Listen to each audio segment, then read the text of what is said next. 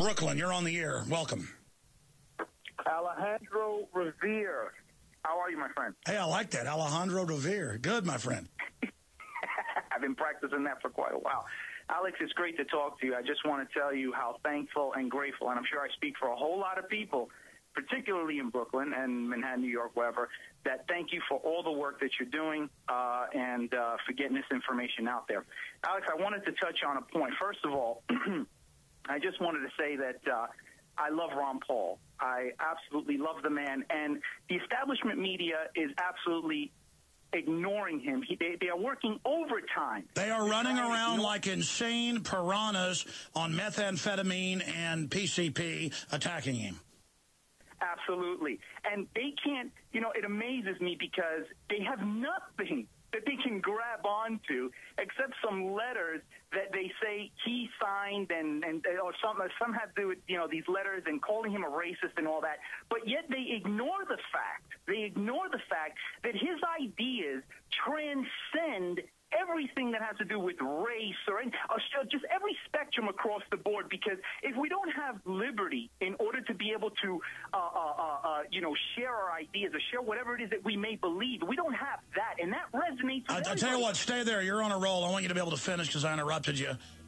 Exactly. Ron Paul is completely about who you are, not what color you are or where you came from. I mean, the system that claims they're fighting racism, that's all they obsess on all day, and then they make that people's entire world.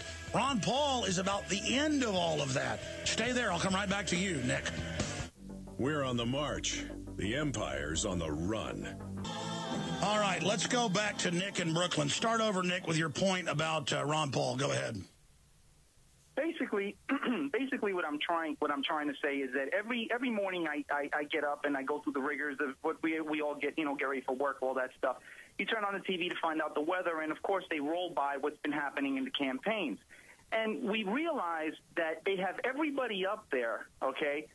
Even the janitor who was cleaning up the where they had the debates, except Ron Paul. And I'm saying to myself, well, wait a minute, here's a candidate who actually has something to say, who doesn't need a teleprompter, who's able to pinpoint the exact problems that this country is facing right at this pivotal moment, and they give him, they don't show him, they don't speak, they have, it's like he doesn't exist. And I'll tell you what this is. This is a coming of age, though, because just when you think you know how corrupt the system is and the establishment is, you get slapped in the face with no.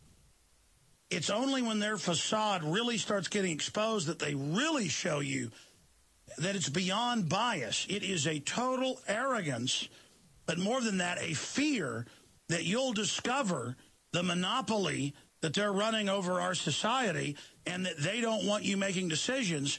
And when Ron Paul, the only non-puppet candidate, stands up, it calls their entire bluff. He exposes the little man behind the curtain, the Wizard of Oz, the great and powerful Oz, and they cannot allow him to win. So they will cheat, they will steal, they will manipulate, they'll give him 89 seconds, they'll block him out, and when they're forced to talk about him, they'll say he can't win.